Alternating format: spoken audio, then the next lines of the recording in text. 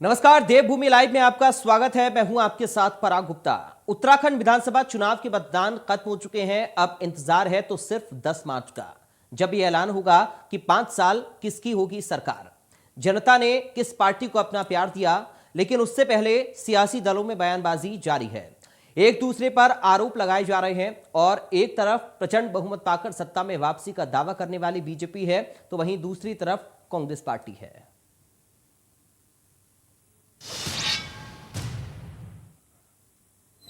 देखिए, सबसे पहले तो मैं प्रदेश के सभी देवतुल्य माताओं बहनों को, सभी मतदाता भाइयों को, उत्तराखंड की जनता को, चुनाव आयोग के सभी अधिकारियों को, कर्मचारी गणों को, मतदान करवाने में जो प्रशासन के लोग लगे हुए थे, सभी विभागों को, सभी का मैं धन्यवाद करता हूं। बहुत शांतिपूर्ण तरीके से हमारे यहाँ मतदान हुआ और अच्छा मतदान हुआ है। और जो 65% मतदान हुआ है वो कहीं ना कहीं सरकार को भी अप्रिशिएट किया है। और हम पूरी तरह से आश्वस्त हैं कि मतदान हमारे पक्ष में हुआ है। हमारी सरकार बनेगी, प्रचंड बहुमत की सरकार बनेगी। अनुमान भरोसा जनता पर और अनुमान 48 के करीब सीटों पर उत्तराखंड में कांग्रेस आ सकती है। सर, भाजपा में कहीं ना कहीं घमासान शुरू हो गया हरिद्वार से। अभी 2016 में मार्च के महीने में जो पाप उन्होंने उत्तराखंड में किया था, उसका परिणाम तो उनको भुगतना ही पड़ेगा। तो आगे भी अभी और तकलीफ आएंगी उनको। तो अभिमान, उत्तराखंड की भावनाओं को जिस तरीके से 5 साल भाजपा ने रौंदा, पर उसका ये स्वाभाविक परिणाम है। और जनता ने परिवर्तन का नेतृत्व किया है। हम तो खाली निमित्त मात्र रहे। जनता जनार्दन ने परिवर्तन का यहाँ नेतृत्व किया है।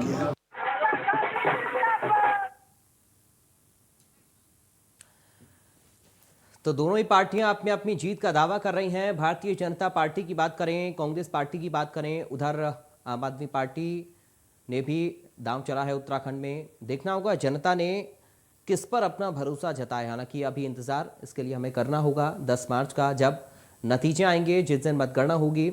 लेकिन उससे पहले दावे पार्टियां अपनी अपनी जीत के कर रही हैं।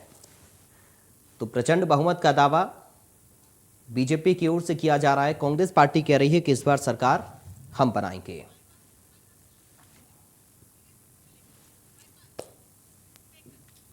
हमारे साथ कुछ खास मेहमान जुड़ गए हैं, सीधा आपका परिचय करा दें। कांग्रेस पार्टी से प्रवक्ता गरिमा दसोनी है। गरिमा जी, आपका स्वागत है इंडिया न्यूज में। हमारे साथ बीजेपी से वरिष्ठ नेता हैं विनय गोयल। विनय गोयल जी, आपका स्वागत है। विनय गोयल जी, शुरुआत में आप ही के साथ कर रहा हूं। कितना भरोसा आपको है जनता के ऊपर, कि जनता ने आप पर भरोसा जताया होगा? विनय जी। देखिए, इस प्रकार से भारतीय जनता पार्टी ने इस बार पूरे लगातार 365 दिन काम किया। हम हर एक बूथ पर हमने टीम गठित की और लगातार पन्ना प्रमुख, पन्ना कोहली और वो सारी कार्यकर्ताओं की टीम हमने खड़ी की। इसका परिणाम है कि आज भारतीय जनता पार्टी को बहुत अच्छी सफलता मिलने जा रही है और लगभग पिछले 2017 की तरह ही मतदान हुआ है। और मुझे पूरी आशा है कि परिणाम भी 2017 की तरह ही आएंगे और भारतीय जनता पार्टी भारी बहुमत से सरकार बनाएगी। ठीक है गरिमा जी, आश्वस्त है बीजेपी अपनी जीत को लेकर। आपको कितना भरोसा है जनता पर? नहीं, भारतीय जनता पार्टी के ये केवल दिखाने के दांत हैं। अंदर खाने इनको सब कुछ पता है कि ये हार रहे हैं। इसीलिए आपने आरोप प्रत्यारोप की एक राजनीति कल जो देखी कि मतदान के बाद लक्सर के विधायक संजय गुप्ता ने जिस तरह से मदन कौशिक, जो कि इनके सूबे के अध्यक्ष हैं भारतीय जनता पार्टी के, उनके ऊपर बहुत गंभीर आरोप लगाया कि मदन कौशिक ने हरिद्वार जिले में पार्टी के प्रत्याशियों को कई सीटों पर हराने की पुरजोर कोशिश की है। तो ऐसे में मुझे लगता है कि पूरे संगठन को, संजय गुप्ता को और तमाम लोगों को ये आभास हो चुका है कि पार्टी हार रही है प्रदेश के अंदर। इसीलिए आरोप प्रत्यारोप का दौर शुरू हो गया। और अभी तो ये मेरे ख्याल से शुरुआत है। अभी तो विस्फोटक स्थिति भारतीय जनता पार्टी में आपको आगे भी देखने को मिलेगी। 10 मार्च तक चलेगी और आपको जी मैं वही बताना चाह रही हूँ आपको कि भारतीय जनता पार्टी के जिन कामों की बात ये कह रहे, 365 दिन हमने काम किया है।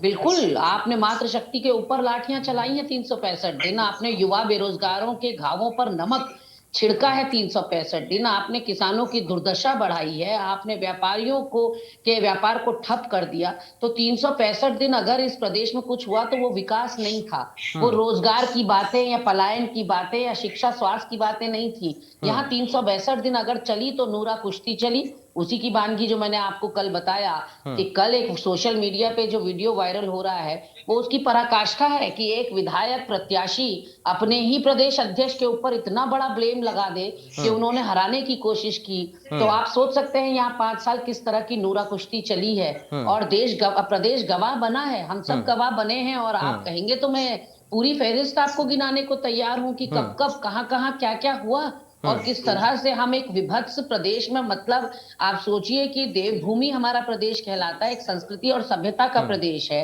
उस राजनीति को इतने निचले स्तर तक ले जाने का श्रेय भी विनय गोयल की पार्टी को जाता है। पहले तो हमने यहाँ यौन उत्पीड़न ही देखा, पहले हमने तीर्थ पुरोहितों का अपमान और तिरस्कार देखा, लेकिन इस चुनाव में तो सारी गरिमा, सारी मर्यादा, सारी लक्ष्मण रेखा को पार कर दिया। केंद्रीय गृह मंत्री आकर धोबी का कुत्ता न घर का घाट का कह के चले गए यहाँ के उत्तराखंड के लाल को, उत्तराखंड के एक ऐसे सपूत को जो कि मुखिया रहा हो प्रदेश का, जिसने 55 साल एक अपने दल को दे दिए। माना आपकी विचारधारा अलग है, मैं विनय गोयल जी का पूरा सम्मान इस बारे में करती हूँ कि वो भारतीय जनता पार्टी की विचारधारा रखते हैं, मैं कांग्रेस की रखती हूँ, लेकिन बिलो द बेल्ट रिमार्क ने हमारा राह और आसान की है। यहाँ उत्तराखंडियों के मन में इतना आक्रोश, इतना गुबार था, जिस तरह से केंद्रीय रक्षा मंत्री कह के गए जनता से, जिस जनता ने सोचिए प्यार और सम्मान लौटाया, इनको जो है सरमाथे बैठाया, 57 का प्रचंड बहुमत दिया, उस जनता से केंद्रीय रक्षा मंत्री कहते हैं 3 दें या 10 दें, आपसे क्या मतलब, हम कितने भी मुख्यमंत्री बनाए आपसे क्या मतलब। वही इनके मुख्यमंत्री असम के हेमंत बिस्वा शर्मा राहुल गांधी से कहते हैं राजीव गांधी तुम्हारे पिता हैं, क्या सबूत है। तो इतना हमने निचला स्तर राजनीति का देखा। आप बताइए ये कार्यकर्ता को किस बेसिस पर टोकेंगे, कहाँ कैसे टोक पाएंगे ये किसी कार्यकर्ता को असंसदीय भाषा में, जब गृह मंत्री इतनी घटिया और गलीज बातें कर रहा हो यहाँ आकर। मेरा तो विश्वास ही राजनीति पर से उठ गया जब मैंने इस तरह की भाषा करते हुए एक सरकार बनाने के लिए, सरकार तो आनी जानी चीज है, लेकिन आपकी अपनी छवि, आपकी अपनी गरिमा, आपका अपना जमीर कोई चीज होती है, तो वो सब हमने टूटते देखा। यहाँ पर एक सकारात्मक बात भी कहना चाहूंगी, सब कुछ दुर्भाग्यपूर्ण नहीं हुआ इस चुनाव में।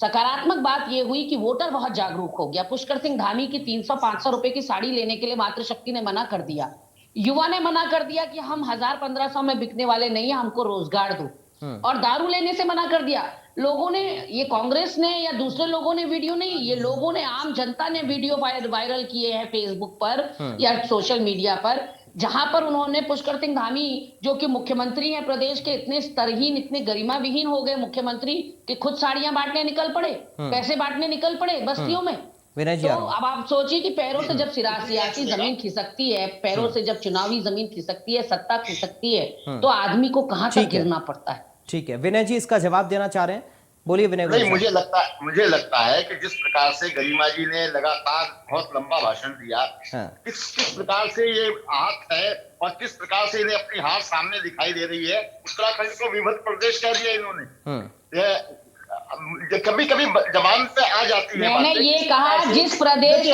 सुनिएगा मेरी अब आप शांत रहिए, सुनिएगा, मैंने कहा प्रदेश की सभ्यता और संस्कृति है, जिस देवभूमि की समस्या ये है कि उसको विभत्स दृश्य देखने को मिले। केंद्रीय गृह मंत्री यहाँ पर आके गरिमा विहीन बयान दे गए। ऐसा अपने समय में भी बोले, ठीक है, मैंने कहा, ठीक है, गरिमा जी एक बार सुन लेते हैं विनय गोयल साहब क्या कहना चाह रहे हैं, उसके बाद मैं आ रहा हूँ आपके पास। समय में भी बोलना है, मेरे समय में भी बोलना है। गोयल जी अपनी बात कंप्लीट करिए आप। गरिमा जी सुन रहे हैं, आप बोलिए गोयल साहब। मैं कहाँ तक जाऊंगी विनय गोयल जी, आप ठीक है, गरिमा दसोनी जी प्लीज थोड़ा सा रुकिए आप। गरिमा जी आपने देखिए बोलिए, आप लगातार बोली, विनय जी बीच में नहीं बोले, आपको भी मौका देना पड़ेगा। प्रदेश के लिए ऐसा बोल ही नहीं सकती। ठीक है, ठीक है गरिमा जी प्लीज एक मिनट, प्लीज एक मिनट, ठीक है, मैं समझा देता हूँ मैडम मैं समझा देता हूँ विनय जी को, अगर आपकी बात उनको नहीं समझ आई प्लीज रुक जाइए। ठीक है, आप लोग रुकिए please. Garima ji, Vinay ji please रुकिए, ऐसे नहीं होता है ना, ऐसे नहीं होता है, प्लीज रुकिए, प्लीज रुकिए, प्लीज रुकिए। गरिमा जी लगातार मत बोलिए प्लीज। विनय गोयल साहब, गरिमा दसोनी जी प्लीज थोड़ा सा आप लोग रुक जाइए। प्लीज रुकिए थोड़ा, मैं समझा देता हूं उनको अगर आपकी बात समझ नहीं आई है। प्लीज रुकिए, इस तरीके से समय खराब हो रहा है, इस तरीके से समय खराब हो रहा है। प्लीज रुकिए थोड़ा, प्लीज रुकिए। गरिमा जी ये गलत है, आप लगातार मत बोलिए प्लीज। समय खराब हो रहा है, आप ही लोगों का समय खराब हो रहा है। आप लोग अपनी पार्टी का पक्ष नहीं रख पा रहे हैं ऐसे, आप लोग अपनी पार्टी का पक्ष ऐसे बिल्कुल नहीं रख पाएंगे। प्लीज गरिमा जी डाउन करिए ऑडियो दोनों का, ऐसे नहीं चलेगा प्लीज। गलत तरीका है, ये गलत तरीका है। मुझे मजबूरन आप दोनों का ऑडियो डाउन करना पड़ा है। गरिमा जी और विनय गोयल साहब, ऐसे आप लोग अपनी पार्टी का ही पक्ष नहीं रख पाएंगे, ऐसे समय खराब होगा। गरिमा जी अगर आपकी बात विनय जी नहीं समझ पाए हैं तो मैं उनको बता देता हूं, लेकिन प्लीज अपनी बारी पर आप बोलिए, उनको भी मौका दीजिए। आपने लगातार बोला, विनय गोयल साहब बीच में नहीं बोले, अब उनको मौका दीजिए। विनय गोयल साहब, दरअसल गरिमा जी ये कहना चाह रही थी, उन्होंने प्रदेश को या फिर पहाड़ को या फिर उत्तराखंड को विवश नहीं कहा, उन्होंने कहा कि जो आपके मंत्री आकर बोल के गए वो विवश था। विनय जी अब आप अपनी बात रखिए। विनय गोयल जी की इतनी समझ नहीं है ना कि गरिमा जी प्लीज आप रुकिए, आप गरिमा जी आप रुकिए तो सही, एक बार सुन लीजिए एक बार वो क्या कहना चाह रहे हैं। मुझे इनसे समझ सीखने की आवश्यकता है। विनय गोयल साहब आप अपनी बात रखिए प्लीज, आपस में मत उलझिए। आप लोग दुश्मन थोड़ी ना है सर, अपनी अपनी पार्टी का पक्ष रख रहे हैं, आपस में क्यों उलझ रहे हैं आप लोग? आप तो अच्छे घर की महिलाओं को ठीक है प्लीज रुकिए, गरिमा जी थोड़ा सा रुक जाइए आप। गरिमा जी प्लीज, गरिमा जी अब आप तो थोड़ी करना रखिए डिबेट की प्लीज। ठीक है इंसान भी बनने की जरूरत है। गरिमा दसोनी जी प्लीज रुकिए, अब आप तो थोड़ी डिबेट की गरिमा रखिए ना, अपनी बारी का इंतजार करिए। विनय गोयल जी को एक बार सुन लीजिए। आपको कैसे टॉलरेट कर रहे हैं, आप पता नहीं किस प्रकार से व्यवहार करते हैं। विनय जी प्लीज आप अपनी पार्टी का पक्ष रखिए साहब। आपने ये कहा कि नहीं कहा अच्छे घर की महिलाएं राजनीति? विनय गोयल साहब अपनी पार्टी का पक्ष रखिए। आपका बयान है या नहीं है बताइए, बताइए यहाँ चैनल पर आपका बयान है या नहीं है? मैं बहुत ही जागरूक प्रवक्ता हूँ, इसलिए मैं आपका वो वीडियो आज रात दोबारा ढूंढ के मैं अपलोड करूंगी जिसमें आपने कहा, आज रात दोबारा वायरल करूंगी उस वीडियो को जिसमें आपने दलितों के लिए और महिलाओं के लिए विभक्त टिप्पणी करी। आप क्योंकि अमित शाह जो कि तड़ीपार नेता है आपका, उसकी पाठशाला के व्यक्ति हैं। राजनीति में कितने दिन से राजनीति में, ये मुझे पता है। आप लोग समय खराब कर रहे हैं प्लीज। कितने भी दिन से राजनीति में हूँ, लेकिन गरिमा दसोनी जी और विनय गोयल साहब, आप लोगों की कोई जाति दुश्मनी नहीं है, नहीं बन जाता, कोई निजी दुश्मनी आप लोगों की नहीं है। प्लीज इस बात को समझिए और अपनी अपनी पार्टी का पक्ष रखिए, समय जाया मत करिए। कोई नमस्कार भी कैसे करता मेरे समझ में नहीं। गरिमा जी विनय जी प्लीज प्लीज चैनल्स पर आपको टॉलरेट नहीं कर पा रही है, रुक जाइए, समय खराब हो रहा है ऐसे। गरिमा जी विनय जी प्लीज, गरिमा दसोनी जी विनय गोयल साहब समय खराब कर रहे हैं आप लोग। मुद्दा नहीं है आप लोगों के पास, कम से कम टॉपिक पर बात करिए, आज की जो चर्चा का विषय है उस पर बात करिए। गरिमा जी आप सुनिए, अगर आपको ऑब्जेक्शन है तो आप बोलिएगा, आपको भी पूरा मौका मैं दूंगा, आपको मैंने मौका दिया पूरा बोलने का। विनय गोयल साहब नहीं बोले तो अब आपको भी सुनना पड़ेगा ना। प्लीज प्लीज गरिमा जी दरख्वास्त है मेरी आपसे, थोड़ा सा सुन लीजिए, उसके बाद मैं आपके पास आ रहा हूँ, अपनी बारी पर आप बोलिएगा। विनय गोयल जी अपनी बात आप कंप्लीट करें जल्दी से।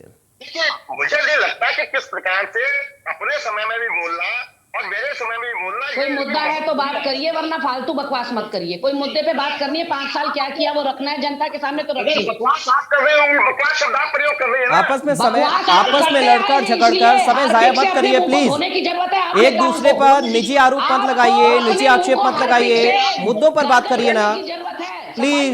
पार्टी का पक्ष रखिए और मुद्दों पर बात करिए। विनय गोयल साहब प्लीज। देश देख रहा है आप चैनल पे किस तरह से बिहेव कर रहे हैं, सब जान रहे हैं आपके बारे में। ये तो अभी जब फेसबुक लाइव करके आपका वीडियो चलाऊंगी तब देश देखेगा दलितों पर आपकी क्या टिप्पणी है और मातृशक्ति के लिए आपकी क्या टिप्पणी है, वो पूरा प्रदेश भी देखेगा, देश भी देखेगा। आपने बहुत बार ये बात कही है। नहीं, मैं अपलोड कर भी चुकी हूँ, मेरे पास तो प्रत्यक्षम किम प्रमाणम मेरे पास तो प्रमाण। इससे क्या छवि जाएगी जनता में? दो पार्टी के प्रवक्ता टीवी पर आकर लड़ रहे हैं, संघ प्रचारकों, ये आप लोगों की कोई निजी लड़ाई नहीं है, ना ही ये निजी प्लेटफॉर्म है आप लोगों के लड़ने का। प्लीज इस बात को समझिए, इस बात को समझिए आप दोनों प्लीज। गरिमा जी विनय जी, ये आपके लड़ने का प्लेटफॉर्म नहीं है, आप अपनी अपनी पार्टी का पक्ष रखने के लिए आए हैं, जनता को बताने आए हैं, लेकिन आप लोग आपस में उलझ रहे हैं, ऐसे समय जाया हो रहा है, आप लोग अपने ही मुद्दों को नहीं रख पा रहे हैं। उनको पक्ष रखना ही नहीं है अपने दल का, वो व्यक्तिगत। गरिमा जी आप लगातार बोलेंगी तो वो कैसे पक्ष रखेंगे? आपको पूरा मौका दिया, अब आप थोड़े शांत हो जाइए, धैर्य रखिए थोड़ा। गरिमा जी अपनी बारी का इंतजार करिए, जब आप बोल रही थी तो विनय गोयल साहब नहीं बोल रहे थे, अब आपको भी सुनना पड़ेगा ना, अपनी बारी का इंतजार करिए। कोई दिक्कत है तो आप अपनी बारी पर बोलिएगा, उसका जवाब दीजिएगा, आपको भी मैं मौका चलिए दूंगा। देखते हैं इनके पास बोलने लेकिन का विनय क्या जी है। को अपनी बात पहले पूरी करने दीजिए। विनय जी अपनी बात पूरी करें आप। विनय जी से कहिए मेरे ऊपर विनय जी प्लीज, विनय जी निजी कोई टिप्पणी नहीं। विनय जी दरख्वास्त के साथ कह रहा हूँ, कोई निजी टिप्पणी नहीं, मुद्दों पर बात करिए सर। मुद्दों पर करनी है तो करें, मुद्दे पता ही ठीक है, नहीं है। गरिमा जी आप बोल रहे हैं, विनय जी उनको मौका तो दीजिए प्लीज। आरसीसी के आगे का मुद्दे। विनय गोयल साहब मैं प्लीज, आपको कोई निजी बता रहा टिप्पणी हूं, मत करिए सर, ऐसे समय खराब हो रहा है, आप पार्टी का पक्ष रखिए। जितने पार्टी, मैं दावे के साथ कह रहा हूँ, आप नोट करके रख लीजिए, 10 तारीख को फिर मिलेंगे। जितनी सीटें पिछली बार कांग्रेस जीती थी, उसमें आधी से अधिक सीटें कांग्रेस हार रही है। आप लिख के रख लीजिए इस बात को। और भारतीय जनता पार्टी भारी बहुमत से सरकार बना रही है। पिछली बार जैसा मतदान हुआ था वैसा मतदान हुआ है। जैसा रिजल्ट पिछली बार आए थे वैसे ही परिणाम भी इस बार आएंगे।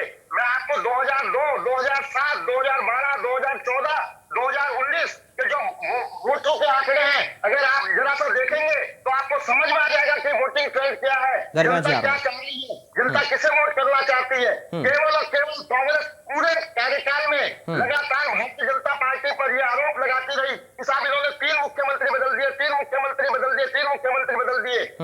अगर कांग्रेस ने 2 मुख्यमंत्री बदलने थे और भारतीय जनता पार्टी ने 3 मुख्यमंत्री बदल दिए, तो कोई ये इतना बड़ा अपराध नहीं कर दिया भारतीय जनता पार्टी ने कि भारतीय जनता पार्टी को प्रदेश की जनता दंडित करे।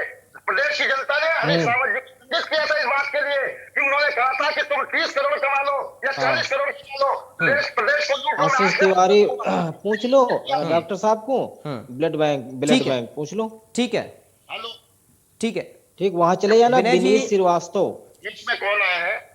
ठीक नहीं है, नहीं, नंबर हम विनय जी आप अपनी SMS बात कर पूरी दे रहे हैं, करिए। WhatsApp ये ऑडियो भेज डाउन दे रहे करिए, हैं कि किसका हम, ऑडियो आ रहा है? 7 विनय जी बजे आप से अपनी हमारा बात पूरी डिबेट है, करिए। डिबेट पे बैठे हैं, ठीक है। इसमें ऑडियो आ रहा है इसके लिए। नहीं नहीं, आप नंबर अपनी हम बात रखिए। विनीत श्रीवास्तव जी को भेजे दे रहे हैं। मैं आपको बताना चाहता हूं कि जिस प्रकार से अभी चुनाव के परिणाम नहीं आए और जिस प्रकार से इनके कार्यकारी अध्यक्ष मोहन कापड़ी जी जिस प्रकार से हरीश रावत जी वाली शैली में उन्हें उत्तराखंड को बेचने की बात करते हुए पकड़े गए, क्या ये शर्मनाक नहीं है? इसकी बात इनका इन्होंने कोई संज्ञान लिया उसका? इनके कार्यालय में इनका महामंत्री इनके साथियों के द्वारा पीटा गया, इनके गुट के साथियों द्वारा पीटा गया। क्या उसके खिलाफ कोई कानूनी कार्रवाई की? उस पर कहीं ने जरा सी शर्म आई और फिर मुझसे सब सवाल पूछते हैं? ऐसा नहीं है। इन्हें अपने गिरे बाल में झांक के देखने की आवश्यकता है कि किस प्रकार से कांग्रेस ने उत्तराखंड को लूटा है और ठीक है, उसके लिए लेकिन देश की जनता ने ठीक है। किया है। भारतीय जनता पार्टी ने 5 सालों में कोई ऐसा काम नहीं किया कि भारतीय जनता पार्टी को प्रदेश की जनता दंडित करे। चलिए ठीक है, गरिमा जी रखिए अपनी बात। देखिए, मैं बताना चाहती हूँ कि हमने प्रहार जरूर बोले, और जो ये 3 मुख्यमंत्रियों की बात कर रहे हैं, हमारे 2 मुख्यमंत्रियों की बात कर रहे हैं, तो बराबर लगभग अभी तक कार्यकाल हम लोगों ने यहाँ पर सत्ता संभाली है। 10 साल हमने। मेदांता में चले गए हैं। आशीष जी प्लीज म्यूट आप कर लीजिए रेफरेंस पहले। बता करके, आशीष जी, वो आशीष जी अपने फोन को म्यूट कर लीजिए। मैंने उनको नंबर दे दिया है। हम जरा, हाँ, मैं जरा डिबेट पे 7 बजे से हमारे इंडिया न्यूज पे है, तो हम इधर रहेंगे तो फोन मैं पीसीआर टीम से कहना चाहूंगा, जिसका भी ऑडियो आ रहा है उसको डाउन करें। गरिमा जी आप अपनी बात पूरी करें। देखिए, मैं बताना चाहती हूँ कि बराबर कार्यकाल हम लोगों का रहा है यहाँ प्रदेश के अंदर 10-10 साल। 10 साल में इन्होंने 8 मुख्यमंत्री बदले हैं, 8 मुख्यमंत्री थोपे हैं प्रदेश के ऊपर, और हमारे कितने हैं? 3। तो हमसे तो बराबरी ना करें। शायद गणित में फेल हो गए थे विनय गोयल जी, इसलिए इनको गणित नहीं आती। जो ये कह रहे हैं कि इन्होंने 2 बदले और हमने 3 बदले, भाई साहब आप 8 बदल चुके हैं, हमारे 3 है, और काउंट करिए, 2000 से काउंट करने बैठ जाइए। और दूसरा, हमने प्रहार इनके मुख्यमंत्री बदलने पर नहीं, हमने बेरोजगारी और महंगाई पर प्रहार किया। इनको क्या लगता है? ये कह रहे 100% उसी तरह की वोटिंग हुई है, उसी तरह का प्रतिशत आया है, वैसे ही मुद्दे रहे हैं। तो मैं बताना चाहती हूँ विनय गोयल जी को, महिलाएं अब 1000 रुपए में सिलेंडर खरीदने के लिए बेबस नहीं है, क्योंकि कांग्रेस पार्टी ने ये वादा किया है कि हम 500 से ऊपर जाने ही नहीं देंगे सिलेंडर को। तो कांग्रेस पार्टी के लिए इसलिए टूटकर महिलाएं जो है पोलिंग बूथ पर आई थी। हमने रोजगार के क्षेत्र में युवाओं से वादा किया है, इन्होंने बेरोजगारी में नंबर 1 बनाया, हम रोजगार में नंबर 1 बनाएंगे, क्योंकि इनके पास दूरदर्शिता नहीं थी। मैं समाप्त कर रही हूँ अपनी बात ये कहकर, मैं समाप्त कर रही हूँ अपनी बात ये कहकर कि प्रदेश ने मांगा सख्त भू कानून, प्रदेश ने मांगा स्थायी राजधानी गैरसैंण, प्रदेश ने मांगा एक सशक्त लोकायुक्त, लेकिन इनके ये तीनों मुद्दे मैनिफेस्टो से गायब हैं, नदारद हैं, जिनको इन्होंने 100 दिन में लाने का वादा किया था 2017 में, और इन्होंने उल्टा क्या जनता को परोस दिया? Uniform civil code. अब मुख्यमंत्री से भैया जब प्रदेश के सरोकारी मुख्यमंत्री को पता नहीं है, तो ऐसे में भाजपा से लोगों का चलिए ठीक है, चितकनाबाजी में- अभी समय हमारे पास इतना ही है।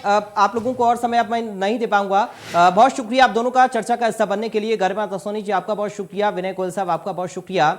तो अब देखना होगा, 10 मार्च का इंतजार हमें करना होगा कि आखिर किस पर जनता ने भरोसा जताया है। क्या बीजेपी का जो दावा एक बार फिर से पूर्ण बहुमत की सरकार बनाने का है सफल होगा, या कांग्रेस पार्टी कुछ अलग कर पाएगी? नमस्कार।